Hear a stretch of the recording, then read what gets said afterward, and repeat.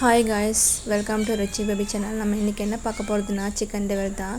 ஹோட்டலில் மட்டும் செய்கிற சிக்கன் டெவல் நம்ம வீட்டிலே செய்யலாம். ரொம்ப ஈஸியாக இருக்கும்.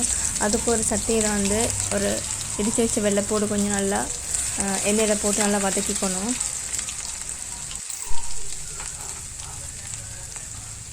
அது நல்லா ஒரு ப்ரௌன் நிறத்துக்கு ரைட்டாக வரும்போது அப்படியே ரொம்ப இருக்கு 3 பச்சை மிளகா,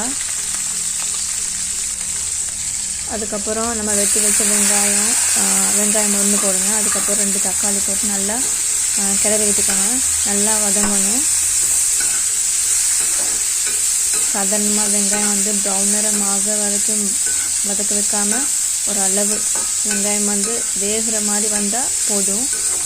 அப்புறம் நல்லா டேஸ்ட் நல்லாயிருக்கும். இல்லாட்டி வெங்காயம் மட்டும் நல்லா வதங்கி போயிருக்கும். இல்லாட்டி சிக்கன் மட்டும்தான் தனியாக விளங்கும். நல்லா வதக்க வச்சுக்கோங்க.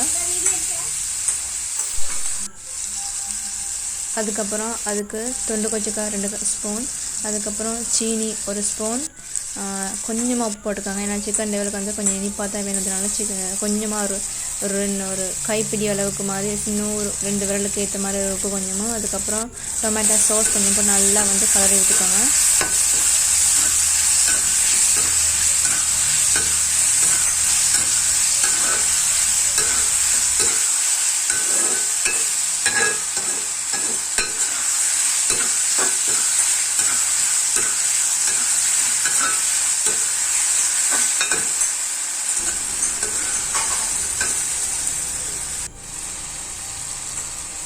அப்படியே தண்ணி கொஞ்சம் அப்படியே ஊற்றி அதுக்கப்புறம் அதையும் நல்லா கிளறி விட்டுக்கோங்க. நல்லா வதக்க வைங்க. தண்ணி எதுக்கு ஊற்றுன்னு சொன்னாக்கா நம்ம சிக்கனை போட்டாக்கா சம்டைம்ஸ் சில சோஸுங்களுக்கு கட்டியாகும்.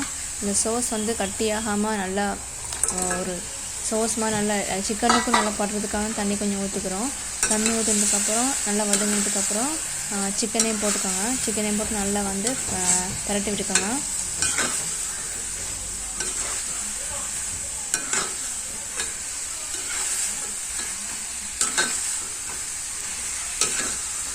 எல்லா பக்கமும் நல்லா பரட்டி விட்டுக்கோங்க. அப்போ தான் நல்லா வரும்.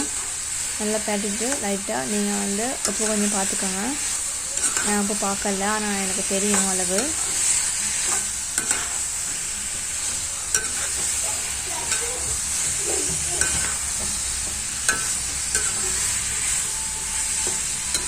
உண்மையிலே நல்லா சூப்பராக இருக்கும். வீட்டில் நீங்கள் செஞ்சு பாருங்கள்.